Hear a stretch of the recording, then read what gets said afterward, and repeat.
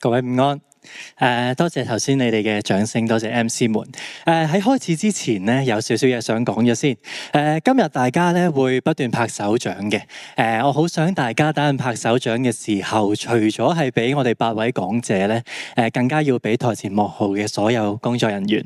呢段時間，我覺得我哋能夠可以咁自信地、咁閃閃發光地喺個台度演講，係因為老師們、同學們，你哋喺背後做咗好多嘢。所以我好想你哋等陣嘅掌聲可以俾下佢哋，係啦。同埋我好榮幸可以同你哋一齊分享呢個舞台，好多謝你哋一路照顧我。好，第一位打頭陣，有啲緊張添。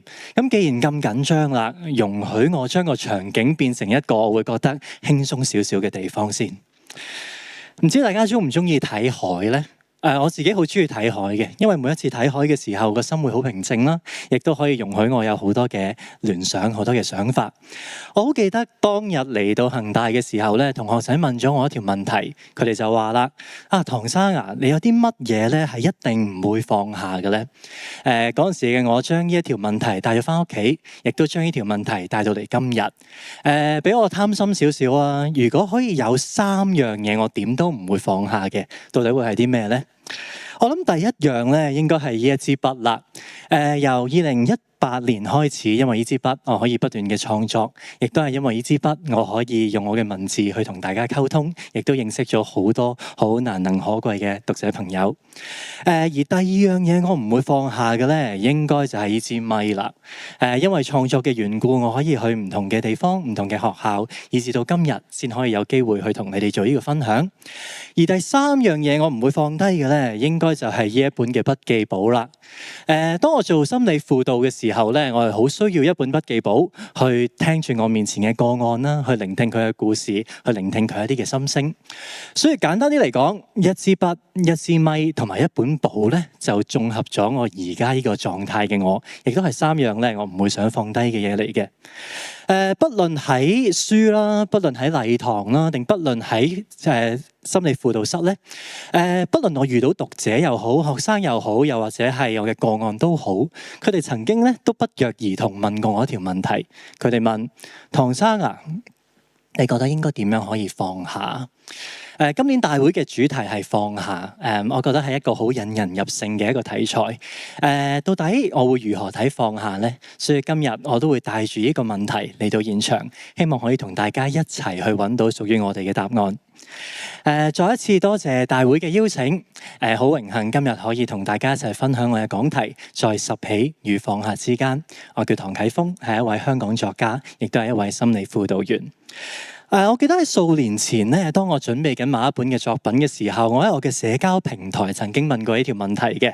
我就話啦：你覺得人生最難放下嘅係乜嘢？咁嗰陣時就收到好多唔同嘅答案啦。咁當我睇翻嘅時候咧，我綜合咗5樣大家最常答嘅答案。唔知道呢5樣嘅東西係咪你哋呢一刻覺得好難放下嘅嘢咧？第一樣咧，可能我嘅讀者比較暴戾啦，佢哋嘅話咧係想放低佢哋嘅壞脾氣。而第二樣咧，佢哋話想放下嘅咧就係前度啦，一個令人又愛又恨嘅角色啊。頭先 MC 都有講到。而第3樣嘢想放低嘅咧，就係佢哋嘅父母啦。當中可能涉及到好多嘅生離死別啦，好多嘅再見啦。好多時都係咁，我哋失去咗嘅時候，先會識珍惜我哋擁有嘅嘢。亦都正正係因為呢個原因，所以我哋會有第4樣好想放下嘅嘢。嗰樣嘢叫做遺憾。唔同嘅人，唔同嘅感情，令到我哋會有好多嘅遺憾，從而令到我哋會衍生第5樣，亦都係最多人想放下嘅一樣嘢。嗰樣嘢叫做過去。當我望住放下呢2個字嘅時候，筆畫好少，看似好簡單，但係原來呢2個字係我哋一輩子不斷要經歷、不斷去磨練、不斷去修煉嘅一個人生課題。所以今日當我哋要探討何謂放下之前，我哋應該要探討另外嗰2個字。呢2個字係拾起，就係因為我哋有拎起過啲嘢，所以我哋先需要放低佢。所以今日好想誠邀各位一齊出席呢一個嘅旅程。我認為每一個人由出世嗰刻開始，我哋都有一個行李箱。呢個行李箱伴隨我哋行到今日，入邊有好多好珍貴嘅嘢放咗喺入邊。所以呢一刻，我想同大家一齊執拾呢一個嘅行李箱，一齊起程出發去呢一個放下之旅。翻去我哋旅程嘅第一日啦，記唔記得我哋第一樣拾起嘅係乜嘢啊？我哋拾起咗我哋嘅生命。就係因為擁有生命，我哋可以展開我哋嘅人生之旅，可以去好多嘅唔同地方，可以認識好多唔同嘅嘢。而慢慢我哋長大，我哋得到咗好多唔同嘅營養，一個好好嘅生活環境。第二樣我哋拾起咗嘅就係我哋嘅健康。因為擁有健康，我哋可以探索呢個世界，亦都可以了解自己嘅可能性。慢慢我哋嘅大腦，我哋嘅眼睛開始發育完成，我哋開始見到唔同嘅人，我哋開始記得唔同嘅人。而人生入邊第一班你記得嘅人，我哋叫佢做家人。不論係父母又好，不論係兄弟姊妹都好，我哋冇選擇過佢哋，但係因為佢哋嘅存在，令到我哋選擇咗去愛，亦都選擇咗如何無條件去愛。慢慢我哋可以選擇我哋生命入邊唔同嘅人，有一班人出現咗，佢哋令到我哋有好多嘅快樂，好多嘅難過，好多回憶，好多輕狂，好多瘋狂，好多嫉妒，好多憤怒。但係同時係因為呢一班人，我哋學識咗點樣去原諒，點樣去包容。呢班人我哋會叫佢做朋友，亦都係因為朋友，我哋明白咗友誼是一輩子的認真事。慢慢我哋去到校園，去到學校，老師叫我哋做一份功課，嗰份功課叫做我的志願。由嗰一刻開始，我哋亦都拾起咗我哋嘅夢想。記得嗰陣時老師講過，無論將來你幾大個都好，千祈唔好唔記得你嘅夢想。唔知去到呢一刻，當我哋都成為咗大人嘅時候，我哋仲記唔記得我哋曾經嘅夢想呢？慢慢我哋繼續長大，我哋開始拾起我哋嘅興趣。終於我哋唔使聽屋企人話，我哋可以揀自己想要嘅嘢，想學嘅嘢。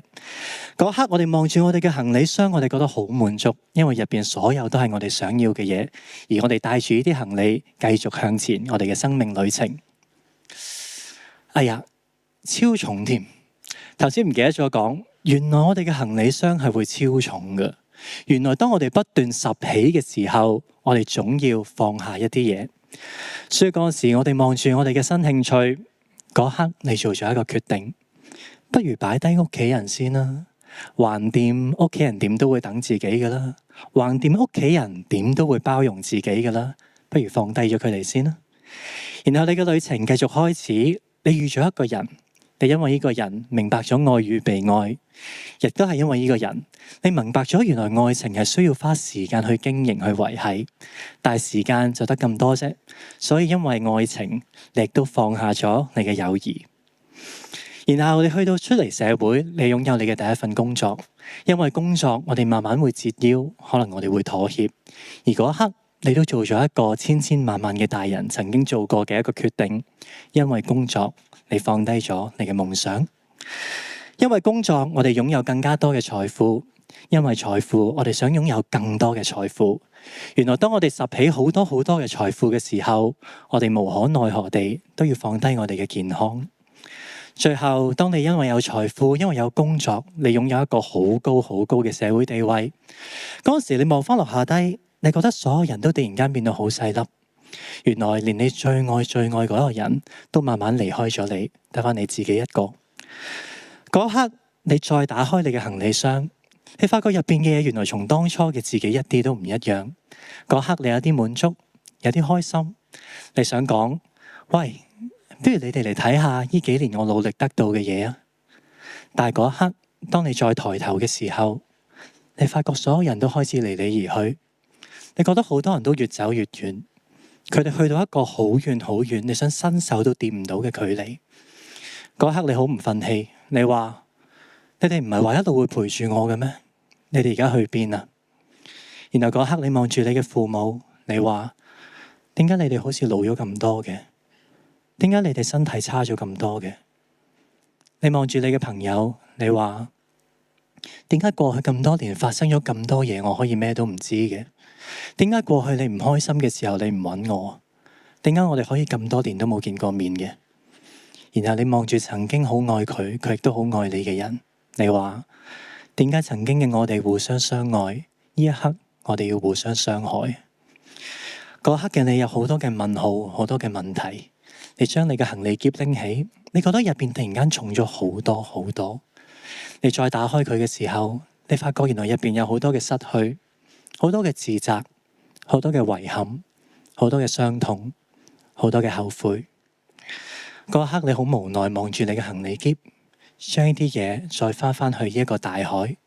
當望住大海嘅時候，你問咗一條千千萬萬嘅人喺唔同階段都問過嘅問題，你話應該點樣先可以放低？如是者，我由創作去到禮堂，去到輔導室，每一次當我遇到呢條問題嘅時候，我都會同對方講，與其問自己如何放下，不如問下自己為何放下？係啊，每一次嘅遺憾，每一次嘅後悔都好痛好傷，但係正正就係因為呢一啲嘅遺憾，令到今日嘅你識得選擇，令到今日嘅你會捍衛你最珍惜嘅人。每一次傷，每一次痛都好煎熬，但係正正係因為當初嘅傷痛，令到今日嘅你會變得更加強大，更加堅強。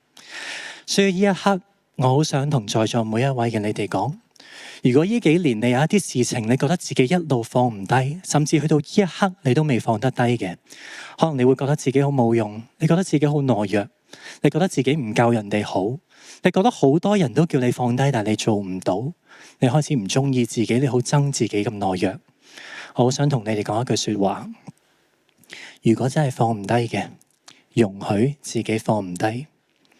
人生入邊，如果有啲嘢當你拾起咗，你會覺得好痛好傷，但係當你要放低嘅時候，你會覺得更痛更傷嘅話，嗰樣嘢一定係愛。而正正因為嗰樣嘢係愛，更加值得你哋帶住佢繼續向前行。我哋嘅人生旅程不斷向前，由拾起我哋嘅生命開始，拾起健康，拾起好多愛我哋嘅人，拾起好多好多嘅工作，好多嘅夢想，好多嘅財富，好多嘅興趣，去到最後我哋拾起我哋嘅地位。原來人生嘅旅程去到下半部係一個關於放下嘅旅程，慢慢迫於無奈地，我哋要放低翻我哋嘅地位，放低翻我哋嘅興趣，放低我哋嘅金錢工作，放低我哋嘅夢想，放低生命入邊好愛好愛好唔捨得嘅人。慢慢我哋要放下我哋嘅健康，到最後我哋都要放低我哋嘅生命。原來人生講到底都係一場首尾呼應，而當我哋要衝線，當我哋要完成我哋嘅生命旅程嘅時候，你再一次拎起你嘅行李箱，你發覺入邊都仍然係好重好重。而嗰一刻，當你打開佢嘅時候，你發覺原來入邊唔係淨係得遺憾，原來入邊唔係淨係得傷痛同埋自責，原來入邊係有好多好多你愛嘅人，有好多好多你無悔遇上過嘅相遇，有好多好多令你窩心、令你幸福嘅說話，有好多嘅擁抱，好多嘅笑聲，好多嘅淚水，好多嘅生離死別，好多嘅情緒。而去到嗰一刻，我哋終於明白，原來生命中一直以嚟放唔低嘅，通通都係回憶，通通都係愛。就係因為我哋認真過、投入過、愛得着跡過，所以每一次放低先會咁困難。原來喺拾起與放下之間，就係大家嘅整趟人生。原來能夠有嘢放唔低，其實都係生命旅程中一種好大好大嘅福氣。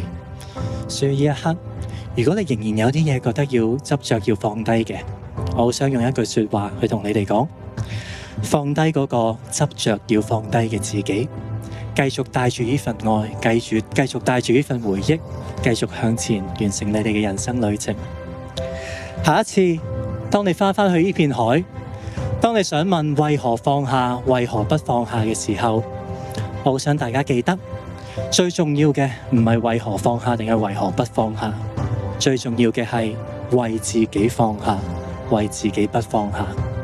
希望大家嚟緊嘅人生旅程，繼續拎起呢份愛，繼續向前行，繼續創造屬於你哋嘅回憶。最後，將呢個分享會所有嘅勇氣同埋力量同你哋分享。希望大家下一次嘅人生旅程，如花盛放，下不無悔。完結時朝花夕拾，起碼有愛可回首。再一次多謝你哋每一位，希望你哋喜歡我嘅分享。Thank you。